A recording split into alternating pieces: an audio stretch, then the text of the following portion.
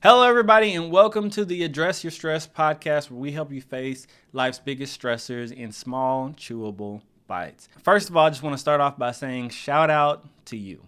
Shout out to you that is either tuning with us for the very first time or you've listened to the podcast, whether you're on episode 2, 12, 50, 100, and you're going back with us for the very first episode just to see where the journey started. Wherever you're at, shout out to you. And the main reason we wanted to start this podcast is really to give you really just micro topics and be able to help you be able to face those little stressors, because here's the thing, those little stressors that go with us and affect us, they can become big problems down the line. So we want to teach you how to solve the small problems before they become big problems, because a lot of people don't recognize how exactly stress affects you.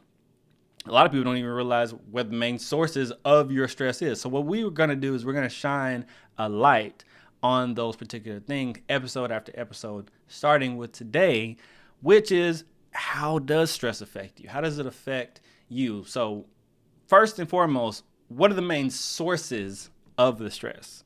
If you sit back and really think about it, you can boil it down to 4 different categories: your health, your relationships, the work that you do, and your safety and security, aka, your finances, your housing, your different things like that. You know what I'm saying? If you really take a step back, you can really boil it down to those 4 categories. But here's the thing, based on those particular topics, they affect your body in different ways. Because I know you've probably heard the term from your doctor or from other people commonly say, stress will kill you. Stress will make you sick. Stress will, affect your body. Your mental health can affect your physical health. And all of that is true, but I don't think anybody's really taking the time to really sit down and explain how exactly these different life stressors are affecting you. So we want to take a time to do a little bit about that today. So let's start with your physical health. A lot of people, understand the concept of cortisol, and if you don't, we'll definitely go into a deep dive into a topic. But when we're going through a particular stressor, how it affects our physical body is, I like to say, it causes big problems. Big, BIIG, stands for blood flow, immunity, infections, and gut health.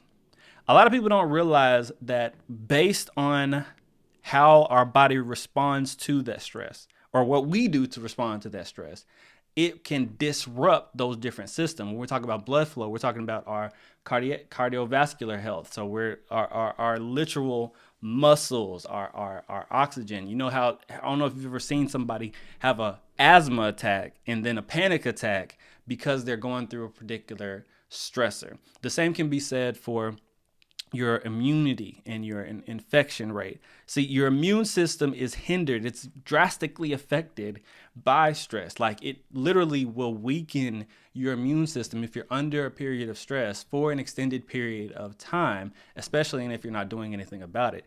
And last and certainly not least, your gut health, which, I think kind of goes without saying, but it can clear a room out, it can clear a bathroom out, it can disrupt everything that you got going. And a lot of people don't realize how all of these functions in your body are interconnected and how they can all be impacted by stress.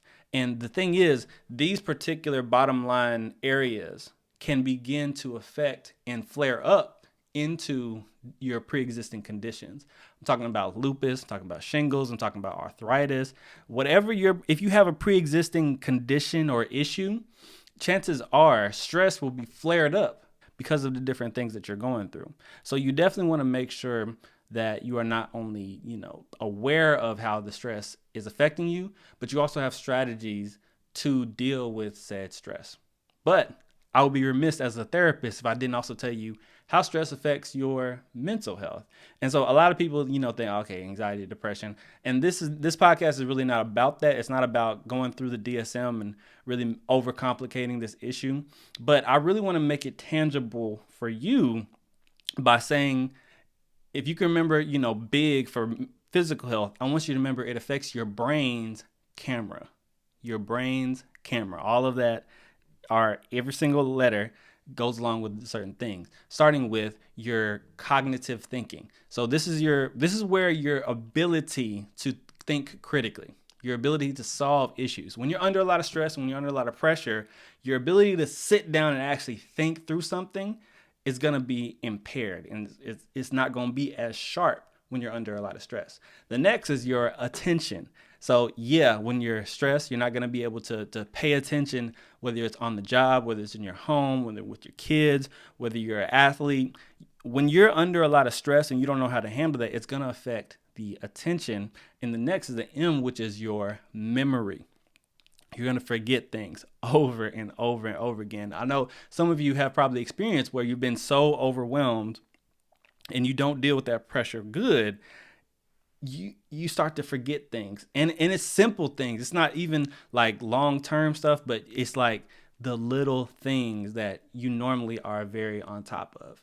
And the E and the R is actually together. And I think some of you are familiar with this, but your emotional regulation, your ability to stay calm in the moment, your ability to respond with an appropriate emotion or with a calm and all these type of emotions, but maybe you're a bit irritable, you're a bit sporadic, you're a bit, fly off the handle, you're easily provoked when you're under stress. And the last is your anatomy.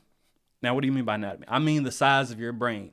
Your brain literally will shrink in size when you're under a whole lot of chronic stress for an extended period of time. And when it comes to using your brain to the max, to its full potential, the size of it definitely matters. So if you have a smaller brain, it's gonna hinder your capacity to use it.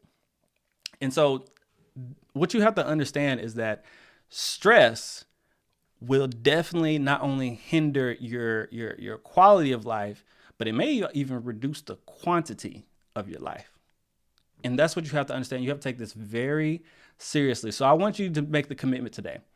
I want you to make the commitment today to say, you know what, instead of just letting stress ride, instead of not facing it, instead of ignoring it, I'm going to take the steps today to not only begin to recognize how this stress is affecting me, how me personally, is it going to make me more irritable? Is it going to put me in a different place? Am I going to be getting in more arguments with the people that I love the most? Am I going to lose motivation? Is it whatever? How is stress affecting me? I want you to ask yourself that question. And then I want you to make the commitment to begin addressing it. So that's in the episodes that come, we're going to be talking about different things that you can do throughout the day when you're off work, when you're on work. We're going to talk about it all, but different things to help you to be able to face your stress in a healthy way. All right. So without further ado, thank you for tuning in to this episode of Address Your Stress. I'll see you next time. Thanks for tuning in. If you enjoyed this week's episode, share it with somebody who you think could benefit from it as well. And if you want to support the show, please subscribe wherever you are watching or listening to this and leave us a 5-star review. I'll see you soon.